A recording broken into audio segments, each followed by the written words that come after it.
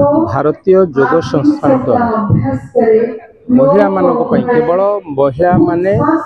ए योग केन्द्र रे योगदान करिवे ए कथा हमको गोटे प्रस्ताव देइथिले आमे पाखापाखी 5टी वार्ड विभिन्न महिला मानकू ए योग संस्था द्वारा करा जाउथिबा शिविर रे समानकू योग दबा पई अनुरोध करिथि। आज सकाळ 5:30 रु पाखापाखी 300 रु ऊर्ध्व माँ माने निज घर काम सारी एठी पहुँची मते सुख लगुच खुशी लगुच समाज में से संकल्पबद्ध होइछन। माँ मानक करिथिलु महिला मानक जो माने ए समाज रो मूलपिंड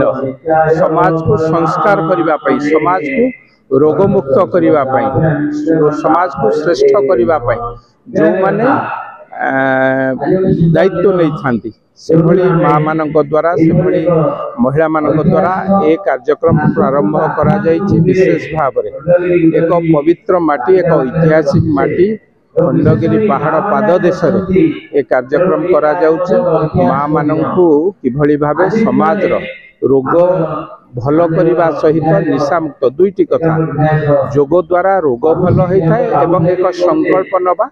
निशा मुक्त ओडिशा निशा मुक्त माटी करने आम युवपीढ़ी जो माने निशासक्त होती किभली भावे सठिक मार्ग को आनिबा सठिक रास्ता को आनिबा से आमे एक संकल्प नौछु एवं माँ माने तार दायित्व नेबे। निकट में विभिन्न संस्था द्वारा आपण माने देखि 2 दिन तले प्रजापति ब्रह्मा कुमारी माँ माने भाई माने जो शिविर करते मुख्यमंत्री जाइए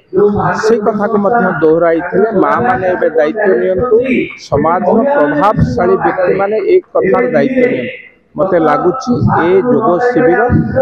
तापाई एक मार्ग हम तापाई एक माध्यम हम मते